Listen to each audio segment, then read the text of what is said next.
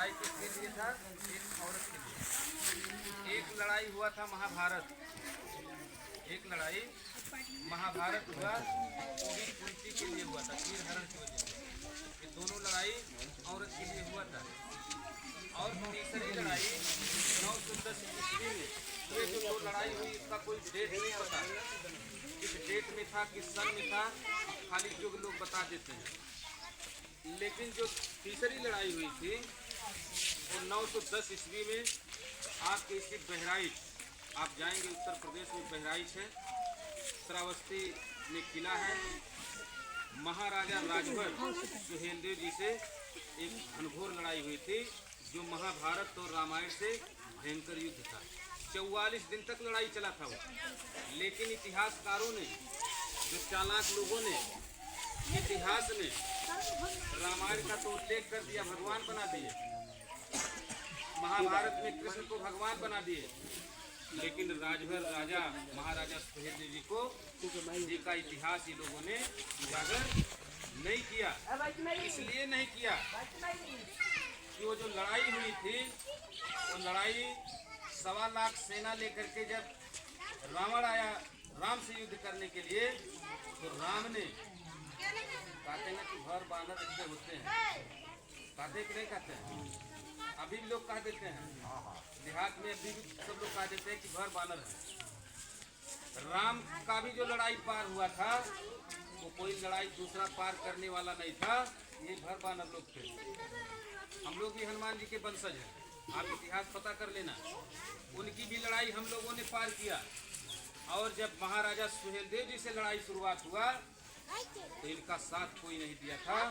राजभर खुद अपना जो है टीम बना करके 20,000 मात्र सेना थी महाराजा सुहेलदेव जी के पास।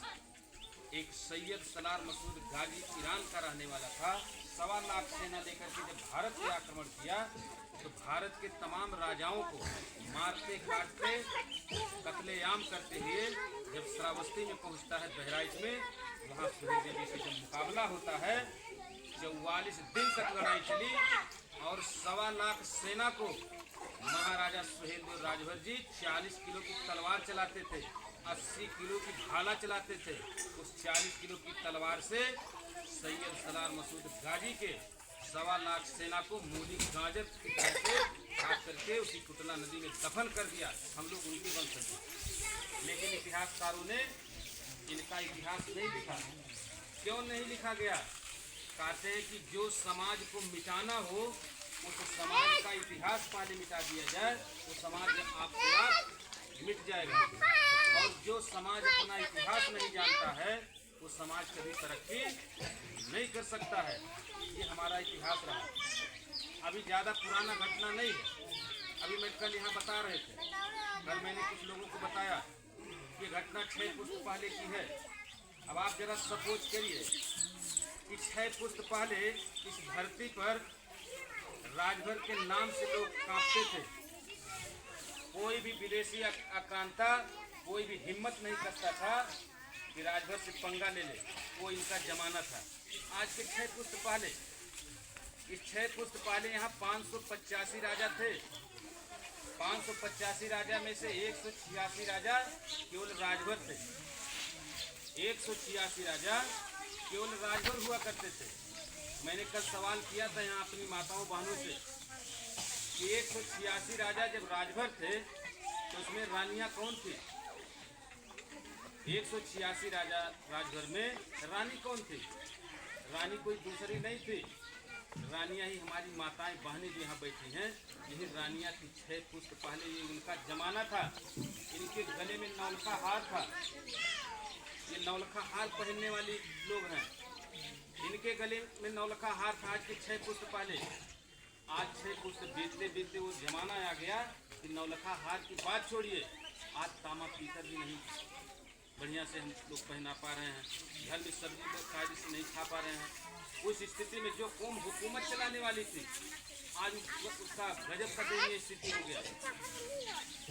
इस देश में जो राजा राजपाट किया उसको कोई जानने वाला नहीं है। आज मेरा नौजवान घर छोड़ करके कहीं बाहर जाता है, अगर वो अपने आप को कहते हैं हम राजभर हैं तो कहते हैं राजभर कौन जाति में आते हैं। सवाल होता है कि नहीं होता है? जो यहाँ राजपाट चलाया आज उसको कोई पहचानने वाला नहीं है। और तो और बात, इस बिहार में हम लोग को उत्तर प्रदेश में हलचल मचा दी। अब वहाँ कोई दिक्कत नहीं है, वहाँ सब तूफान मच गया। बिहार में हम लोगों ने जब गांव-गांव में खोजना चालू किया, एक विधानसभा में 90,000, 80,000, 1 लाख, 1.5 लाख की आबादी में राजभर रहता है। आप चलिए इधर औरंगाबाद, आप चलिए नवादा।